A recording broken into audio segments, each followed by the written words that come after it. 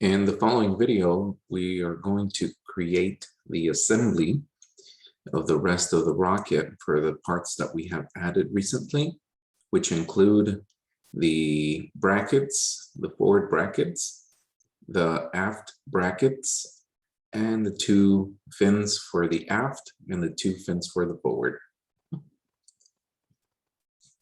So we'll go ahead and get started. Since we have these parts done, I want to continue adding or inserting the two brackets that go in the forward section. So there's a left one, go ahead and put the left to the left and add the right forward bracket to the right. So we'll go ahead and add the other parts later. Click on the check mark. Okay, so for the very first part, it's kind of easy, but I don't know this point that comes up at the side, what the reason for that is. It could have been from the very beginning when we made the nose cone. So we're going to take advantage of that, and using these mates on the top, these are the ones that are going to help us construct our rocket. So right here for the fastened mate, you're going to get close to the nose cone, and you're going to see how there's this point that comes out on the back. That is called a mate connector. So if you get close to the nose cone, there should be a mate connector that appears towards the back. So if I turn this around, you can see that mate connector is on the very bottom portion of the nose cone. So that's what we want. We're going to click here where you see that mate connector. So our first mate connector has been set, and we're going to turn this around and look at the left bracket, and I'm going to zoom in, and once you find that midpoint right here, zoom in if you need to find a little bit more. So there it is. There's the middle of the bracket. As soon as we click on that, that should join to the other mate connector, and that's what it's supposed to do. So that those two mate connectors have joined over here. You just have to click on the check mark. So let's close this and let's take a look at our bracket. And you always want to test it to see if it's fully connected or not. So I'm going to click and try to move it around, and it's not letting me. So you can see how it's been fully constrained. The next thing we're going to do is we're going to try to constrain this one. If we had another mate connector here, it would have worked fine, but we don't have one there. So we're going to have to constrain it using other features from the rest of the rocket. Now, in this case, it's a little bit more challenging because most of the features that we have on this surface are curved, or they're cylindrical, there it's all round. So we don't have hard flat spots that we can co-constrain it with. So what I'm going to do is I'm going to use some of the features from the bracket on the left to be able to constrain some of the features on the right. So by taking a look at the top view, you can see how, well, this connector or this bracket was way over there. Let me click on the top view again. This one moves up and down, so there's no constraint keeping these from moving forward and back. So what I'm going to do is I'm going to try to constrain the front parts. Here, let me turn this around. We're going to try to constrain this and this so that they're coplanar with each other. And so I'm going to use this mate called planar mate. So by looking at the front, you're going to see how I can click. You have to watch out, these mate connectors are not crooked at all. So once that mate connector is facing you, go ahead and click on it. So I've selected the area that's in yellow, and I'm going to do the same thing for this one over here. Again, please watch the mate connector so that they're flat like this circle. Okay, so I'm going to click it, and what I've done right now is I've connected those two So that's perfectly fine. I'm going to click on the check mark. And this one's going to appear a little bit more to the right. Let's close the menu. And I'm going to move this on this side. So it looks like I can still move it, but it's been constrained a few degrees. It doesn't have as many degrees of freedom, because if I look at this from the top, this portion right here, or the line that I'm selecting, has been constrained to this phase 2. So if I try to move this up and down, it's not going to move up and down. It can only move sideways, again, because they're coplanar to each other. Now I'm going to click here on the front, and I'm going to try to do the same thing to keep it from moving in more directions. So as you can see, it does not move front and back, but it still moves up and down and left and right. So we need to constrain it that way. To keep it from moving up and down, I'm going to take a look at their top views. So I'm going to try to make the top of this part coplanar to the top of this part.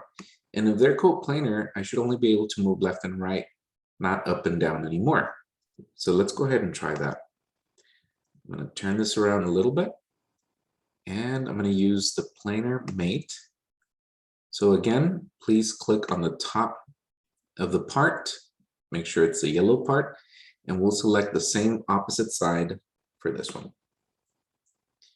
So for a while, you might see this part move to the left. It's just showing you where those two parts are going to meet.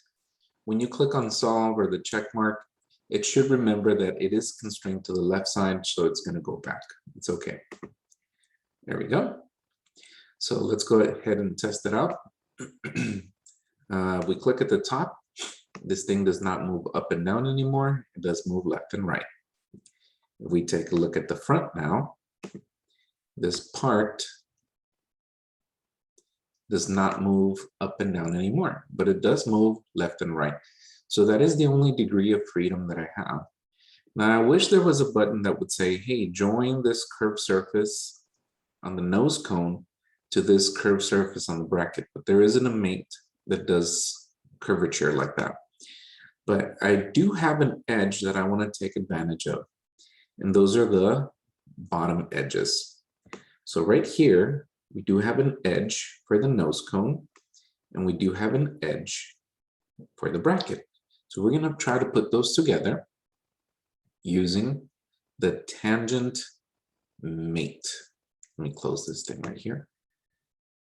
It's called the tangent mate. So if I click it, it's going to say, hey, select the two edges or vertex. So here's my first edge. Remember, it's the bottom of the nose cone. And that's going to be tangent to, and you can select an edge or a point. Either way, both of these are going to be touching the circle. So I can just click on the edge or the point or this other edge. I know it splits them in half. It's okay, whichever one of the three you select. Okay, there it is. I selected the edge, and I put it right next to the rocket, right where I wanted it. We need to test this out by clicking on the check mark, and let's see if this bracket moves anymore, and it does not. So good job for you. It worked. Putting the brackets on the bottom is going to be much easier. So let's go ahead and insert the aft brackets. There should be one at the bottom right, and let's bring in another one on the bottom left. Okay, let's hit the check mark. Putting these on here are really, really easy. So you have to remember that this bracket has a curvature in the inside. That's the way we designed it. So I'm going to use, this is going to be a fasten mate because we don't want this to move after we fasten it. So I'm going to click here, and then I'm going to click in the inside edge of the bracket, bottom to bottom. When I click it, you can click on solve, check mark, and that's it. That's it for this one. That's all we have to do. So if we close it, this thing will not move anymore. So good job once again. Something about, let me turn this around from the top view or the bottom view, whichever side you want to see. When I do this, you're going to see that once we try to put this part, I don't want this to be like on the opposite end. So what I'm going to do is by clicking once on the object, I can go ahead and select this little circle with a line, that's a rotate. The arrows are to translate, and then the circle with a line through it, those are rotations. So I'm going to turn this around 180 degrees. You can type it or you can just move it by hand. Okay, and then just click somewhere else. That is going to be perfect because now we can go ahead and move this right on top of that. We're going to constrain it that way. So I need some space in between so I can do my clicking. So let me zoom out. Here we go.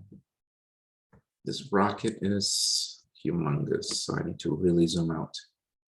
Okay, now let's zoom back in. Let's use the fixed or fasten mate. Click on the bottom of the rocket, and then click on this edge of your bracket. So it wants to click on one of the endpoints. Let's see if it does anything to it. Let's click on the front, and yeah, it didn't do exactly what I wanted. So you have to watch out on where those mate connectors pop up. So you don't want to do that. Let's click on X because we don't want that. So let's try that again. Make sure you don't click on the mate connector there. We just want those edges to appear. Okay, so let's try that again. Having a few issues here. Okay, there we go. So again, fasten mate, choose that edge, and please make sure that when you click on this, that mate connector doesn't pop up. So if you need to zoom in a lot, go for it. Just don't click here and don't click there, okay? All right, let's do this. Let's zoom out. Okay, perfectly. Now these are opposite of each other. Hit the check mark. Let's take a look at the bottom to see if they're aligned. Very good. We have the two brackets on the right, and we have the two brackets on the left. Excellent. So now the only thing that we need to do, let's put this in home view, we need to add the little fins. All right, let's close this up.